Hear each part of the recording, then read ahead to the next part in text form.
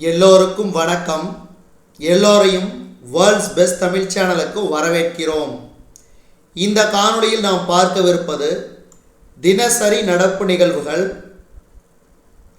30 March 2025 மற்றும் 31 March 2025 ஆகிய 2 தினங்களுக்குரிய தினசரி நடப்பு நிகழ்வுகள். இதுவரைக்கும் நம்ம வேர்ல்ட்ஸ் பெஸ்ட் தமிழ் சேனலை சப்ஸ்கிரைப் பண்ணாத புதிய நண்பர்களாக இருந்தீங்கன்னா சப்ஸ்கிரைப் பண்ணிட்டு காணொளிகளை பாருங்க. முதல் கேள்வி, பிரதமர் நரேந்திர மோடியின் புதிய தனி செயலராக நியமனம் செய்யப்பட்டவர் யார்? பிரதமர் நரேந்திர மோடியின் புதிய தனி செயலராக நியமனம் செய்யப்பட்டவர் யார்? ஆப்ஷன் ஏ நிதி திவாரி. நிதி திவாரி. அடுத்த இரண்டாவது கேள்வி, எந்த நாட்டிற்கு ஆபரேஷன் பிரம்மா நடவடிக்கையின் கீழ் 52 டன் நிவாரணப் பொருட்களை இந்தியா அனுப்பி வைத்தது? இதுக்கு சரியான விடை மியான்மர். மியான்மர். அதாவது சமீபத்தில் மியான்மர் மற்றும் தாய்லாந்தில் சக்தி வாய்ந்த நிலநடுக்கம் ஏற்பட்டது. இதன் காரணமாக கிட்டத்தட்ட 2000க்கும் மேற்பட்ட உயிரிழப்புகள் ஏற்பட்டது. இன்னும் முழுமையாக தெரியவில்லை எத்தனை பேர் இறந்தாங்கன்னு சொல்லி. மியான்மர் நாட்டிற்கு இந்த பூகம்பத்தால் ஏற்பட்ட இழப்புகளை அதாவது சரி செய்ய 52 டன் நிவாரணப் பொருட்களை இந்தியா அனுப்பி வைத்தது. இதை பற்றின கூடுதல் தகவல் நம்ம ஃபுல்லாக இந்த காணொளி கடைசியில் பார்ப்போம். அடுத்து, மியான்மர் நாட்டிற்கு இந்திய அரசு உதவி வழங்குவதற்காக தொடங்கப்பட்ட நடவடிக்கையின் பெயர் என்ன? மியான்மர் நாட்டிற்கு இந்திய அரசு உதவி வழங்குவதற்காக தொடங்கப்பட்ட நடவடிக்கையின் பெயர் என்ன? இதுக்கு சரியான விடை ஆபரேஷன் பிரம்மா. ஆபரேஷன் பிரம்மா. அடுத்து, LVM-3 ராக்கெட்டில் பயன்படுத்தப்படும் செமி கிரையோஜெனிக் இன்ஜினை இஸ்ரோ வெற்றிகரமாக எங்கு பரிசோதித்தது? LVM-3 ராக்கெட்டில் பயன்படுத்தப்படும் செமி கிரையோஜெனிக் இன்ஜினை இஸ்ரோ வெற்றிகரமாக எங்கு பரிசோதித்தது? இதுக்கு சரியான விடை ஆப்ஷன் பி மகேந்திரகிரி. மகேந்திரகிரி. அடுத்து, எந்த மாநில அரசு முதற்கட்டமாக 11 ஆறுகளில் 761 கிலோமீட்டர் தொலைவுக்கு நீர்வழி பாதையை அமைக்க உள்ளது? எந்த மாநில அரசு முதல் கட்டமாக 11 ஆறுகளில் 761 கிலோமீட்டர் தொலைவுக்கு நீர்வழி பாதையை அமைக்க உள்ளது? இதுக்கு சரியான விடை உத்தரப்பிரதேசம். உத்தரப்பிரதேசம். அடுத்து, 2025-26 நிதியாண்டில் இந்திய பொருளாதாரம் எத்தனை சதவீத வளர்ச்சியை காணும் என எர்னஸ்ட் அண்ட் யங் நிறுவனம் தெரிவித்தது? இதுக்கு சரியான விடை ஆப்ஷன் சி 6.5%. அடுத்து, 7வது கேள்வி,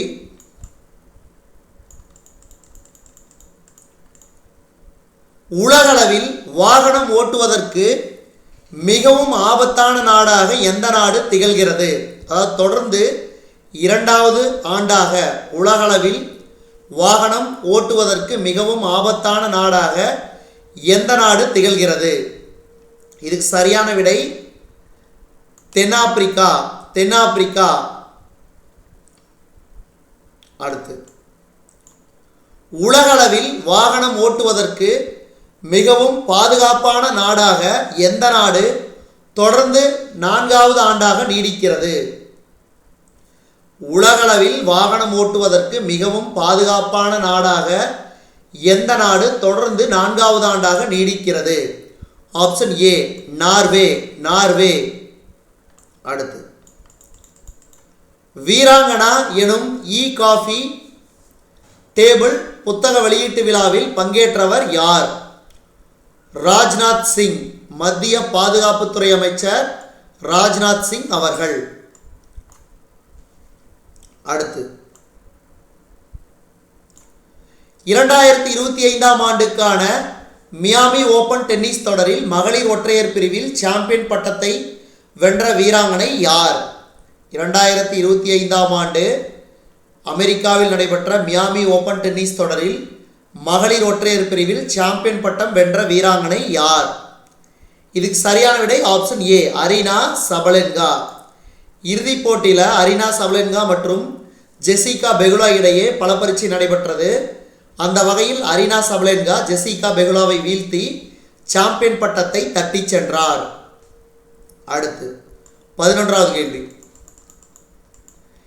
எந்த நாட்டு விஞ்ஞானிகள் சுற்றுச்சூழல் மாசுவை தடுப்பதற்காக உப்பு தண்ணீரில் உடனடியாக கரையும் புதிய பிளாஸ்டிக்கை கண்டுபிடித்துள்ளனர்? எந்த நாட்டு விஞ்ஞானிகள் சுற்றுச்சூழல் மாசுவை தடுப்பதற்காக உப்பு தண்ணீரில் உடனடியாக கரையும் புதிய பிளாஸ்டிக்கை கண்டுபிடித்துள்ளனர்? இதுக்கு சரியான விடை ஆப்ஷன் ஏ, ஜப்பான். ஜப்பான். அடுத்து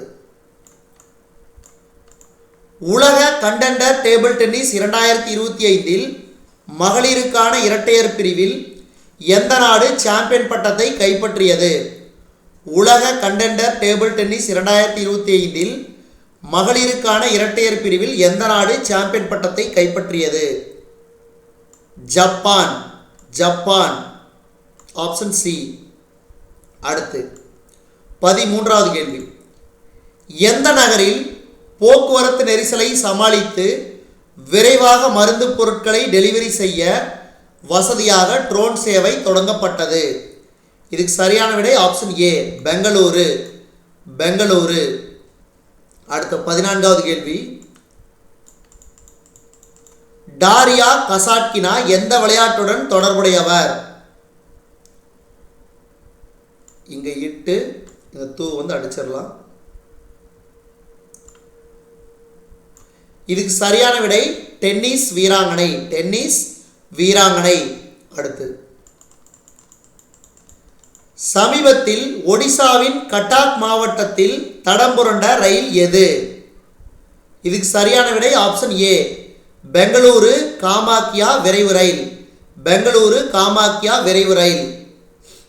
அடுத்து நான் ஏற்கனவே சொல்லியிருந்தேன், அதாவது இந்தியா நிவாரணப் பொருட்களை மியான்மர் நாட்டிற்கு அனுப்பியது.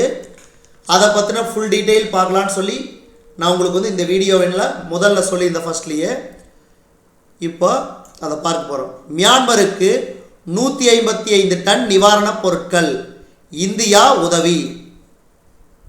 அதாவது பாருங்க, நிலநடுக்கத்தால் கடுமையாக பாதிக்கப்பட்டுள்ள மியான்மருக்கு விமானப்படை விமானங்கள் மூலம் இந்தியா ஏற்கனவே 85 டன் நிவாரணப் பொருட்கள் சென்றடைந்த நிலையில் கடற்படை கப்பல் மூலம் 70 டன் நிவாரணப் பொருட்கள் அனுப்பப்பட்டுள்ளன. மியான்மரில் கடந்த வெள்ளிக்கிழமை நிகழ்ந்த நிலநடுக்கத்தால் 1600க்கும் மேற்பட்டோர் உயிரிழந்தனர். ஏராளமான கட்டடங்கள் இடிந்து சேதமடைந்தன. அதாவது ஆபரேஷன் பிரம்மா திட்டத்தின் ஒரு பகுதியாக மீட்பு மற்றும் நிவாரணப் பொருட்களை அனுப்பி மியான்மர் மக்களுடன் இந்தியா துணை நிற்கும் என பிரதமர் நரேந்திர மோடி அவர்கள் உறுதியளித்தார். அதன்படி மியான்மருக்கு 5 விமானப்படை விமானங்களில் நிவாரணப் பொருட்கள் மற்றும் மருத்துவ உபகரணங்கள், அது மட்டும் இல்லாமல் மீட்பு குழுக்களை இந்தியா அனுப்பியுள்ளது. 85 டன் நிவாரணம் மற்றும் மருத்துவ பொருட்களுடன் 118 தேசிய பேரிடர் மீட்பு படை, அதாவது NTRF வீரர்கள், இந்திய இராணுவத்தின் மூலம் மருத்துவம் மற்றும் தகவல் தொடர்பு பிரிவுகளை சேர்ந்த 118 பணியாளர்கள் அடங்கிய இந்திய மீட்பு குழு 3, அதாவது C-130J மற்றும் 2 C-17 குளோப் மாஸ்டர் விமானப்படை விமானங்களில் மியான்மருக்கு சென்றடைந்தது.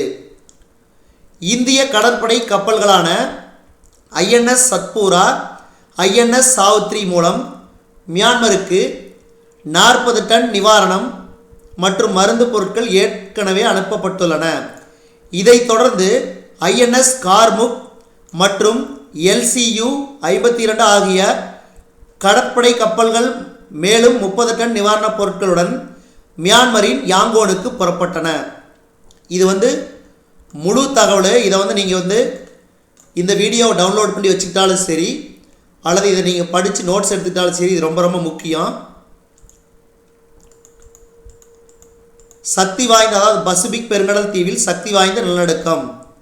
பசிபிக் பெருங்கடலில் டோங்கா தீவில் சக்தி வாய்ந்த நிலநடுக்கம் ஏற்பட்டது. அமெரிக்க புவியியல் ஆய்வு மையத்தின் படி டோங்கா பிரதான தீவின் வடகிழக்கே 100 மீட்டர் தொலைவில், அதாவது நேற்று அதிகாலை நிலநடுக்கம் நிகழ்ந்தது. ரிக்டர் அளவுகோலில் 7.1 அழகாக பதிவான இந்த நிலநடுக்கத்தை தொடர்ந்து சுனாமிக்கான எச்சரிக்கை விடுக்கப்பட்டு பின்னர் திரும்ப பெறப்பட்டது. அடுத்து, ஆஸ்திரேலியாவின் கிழக்கு கடற்கரையிலிருந்து 3500 கிலோமீட்டர் தொலைவில் அமைந்த டோங்கா தீவு 171 சிறு தீவுகளை உள்ளடக்கியது.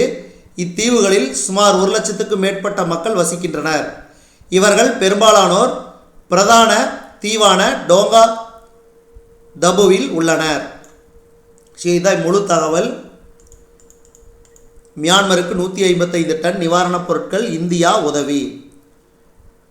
இதை ஞாபகம் வச்சுங்க. ஃபுல் அண்ட் ஃபுல் இதில் நிறையா கொஷின்ஸ் இருக்குது.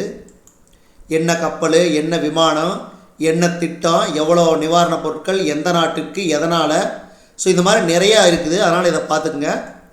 அடுத்தது, அதாவது தமிழ்நாடு மாநிலத்தில் புதிதாக 7 நகராட்சிகள் உருவாக்க அரசாணை வெளியிடப்பட்டுள்ளது. அது எந்தெந்த நகராட்சின்னு பாருங்கள். அதாவது கன்னியாகுமரி, போலூர், செங்கம், கோத்தகிரி, அவினாசி, பெருந்துறை, சங்ககிரி ஆகிய பேரூராட்சிகளை தரம் உயர்த்தி நகராட்சிகளாக, அதாவது புதிய நகராட்சிகளாக உருவாக்க தமிழக அரசாணை வெளியிட்டுள்ளது. இதுவரைக்கும் நம்ம இந்த காணொளி வாயிலாக பார்த்தது தினசரி நடப்பு நிகழ்வுகள் 30 மற்றும் 31 மார்ச் 2025 நாளுக்கானது. இந்த காணொளி உங்களுக்கு பிடிச்சிருந்துச்சுன்னா லைக் பண்ணுங்கள், கமெண்ட் பண்ணுங்கள். மறக்காமல் இந்த காணொளியை உங்கள் நண்பர்களுக்கும் மற்றவர்களுக்கும் ஷேர் பண்ணுங்கள். முடிஞ்ச அளவுக்கு நம்ம சேனலை நிறைய பேர்த்துக்கு தெரிகிற மாதிரி நீங்கள் ஷேர் பண்ணிவிடுங்க. அவங்களுக்கும் சொல்லுங்கள். அதே மாதிரி அவங்களையும் சப்ஸ்கிரைப் பண்ண சொல்லுங்கள். தொடர்ந்து நம்ம வேர்ல்ட்ஸ் பெஸ்ட் தமிழ் சேனலோடு இணைந்திருங்கள் புதிய காணொளிகளுக்காக. நன்றி, வணக்கம்.